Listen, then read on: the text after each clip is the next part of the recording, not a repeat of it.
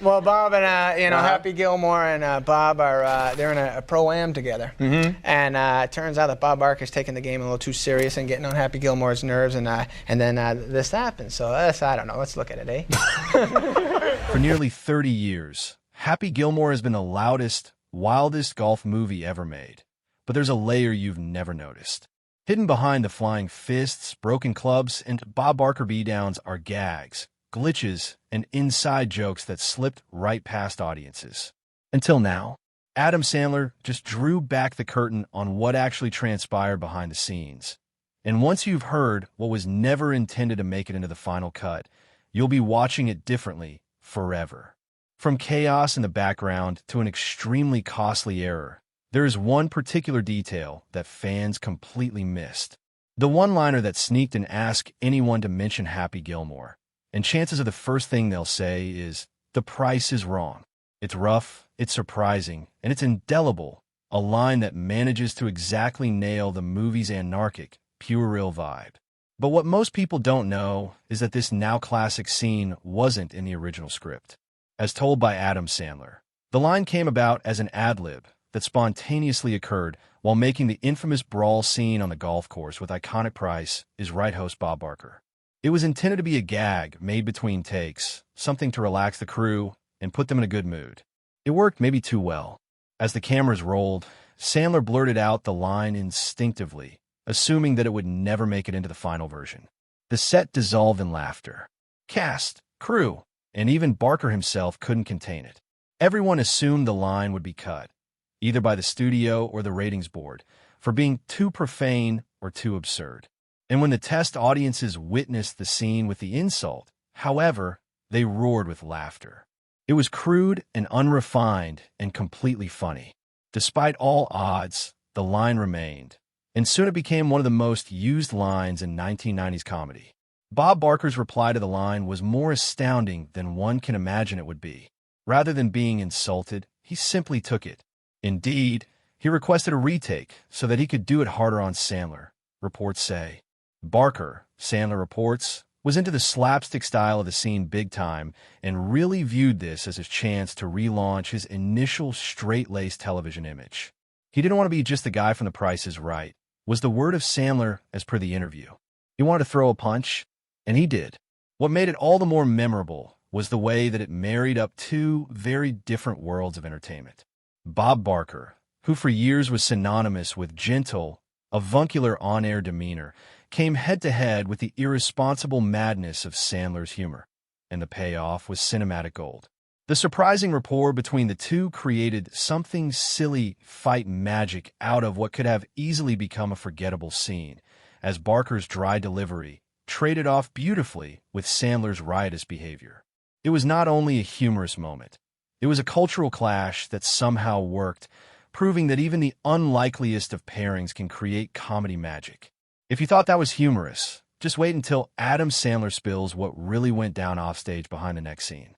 Why Happy Swing looks bizarre. Happy Gilmore's golf swing is one of the most iconic and strange moves in sports movie history. With its run-up to a full-speed, baseball-style slap and total disregard for fundamentals of golf, it violates every rule in the book. It's crazy, it's boisterous, and somehow it succeeds.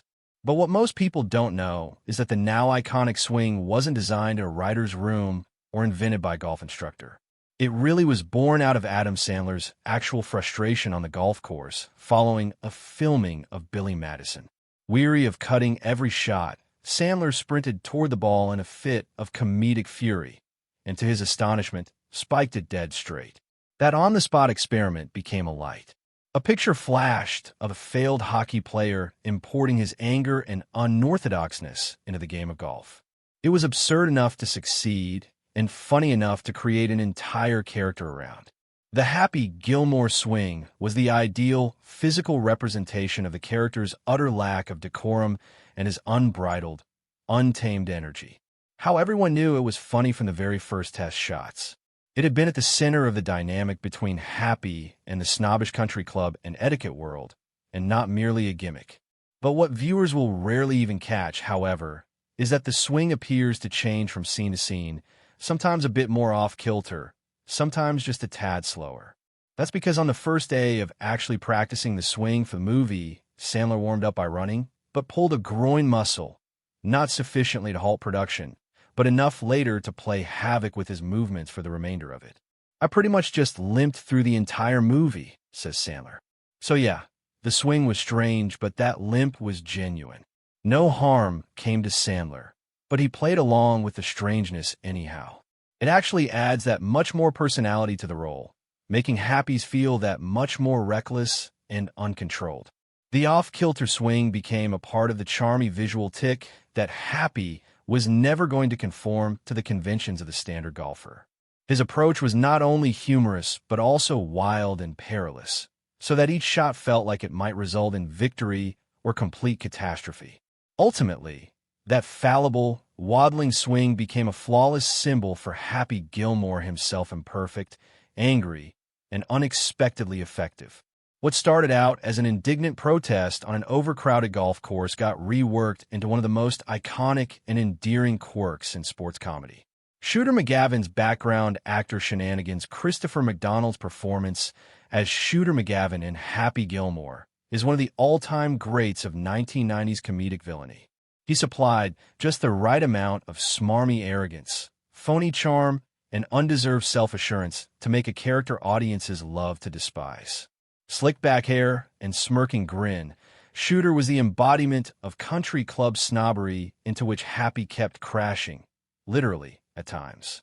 McDonald played his part straight, never once winking at the camera, which only made his absurdity even more credible.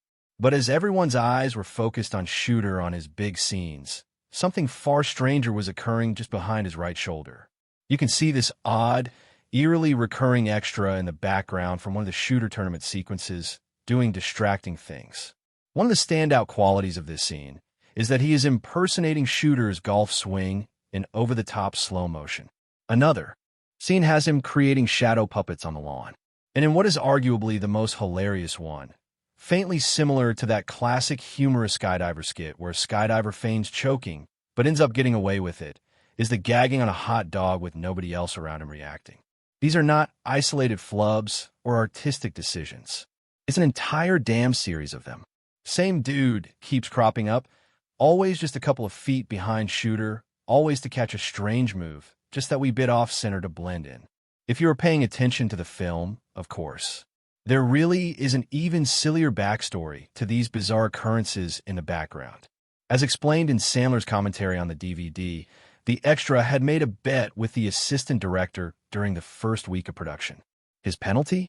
To distract everyone in all the Shooter scenes from that point on, until somebody caught on in the set. The running gag became an inside joke among the crew. Oddly, no one called anyone out on it during production, not the director, not the actors, not even the continuity person. It was all shot. Fans certainly didn't know anything about it at the time until years later. It wasn't until Sandler, in the DVD commentary, nonchalantly mentioned that some sharp-eyed folks went back and checked out the same extra, doing strange things around the movie.